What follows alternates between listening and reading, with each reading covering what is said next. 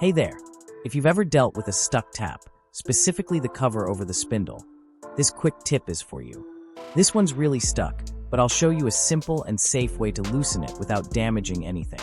Tools needed: lubricate oil, e.g. WD-40, gaffer tape or plumber's tape, an adjustable spanner, rag or cloth, pipe wrench or tap socket if needed, rubber mallet, optional, heat gun or hair dryer, optional. Step-by-step guide. Step 1. Turn off the water supply. Shut off the mains or local isolation valve. Step 2. Lubricate. Start by spraying a little WD-40 or whatever lubricant you've got lying around. I'm using some bike chain lube. Anything that penetrates and loosens will work.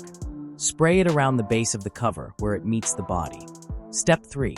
Protect the surface. Now, to avoid scratching the surface, wrap the cover with some tape.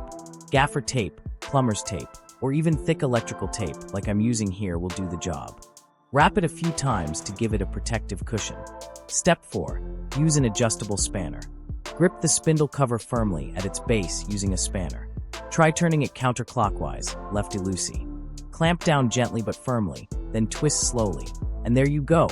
It's come loose. That was pretty stuck on, but this method makes it easy without damaging the tap.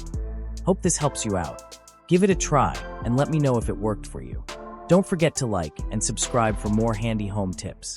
Thanks for watching, and I'll see you in the next project.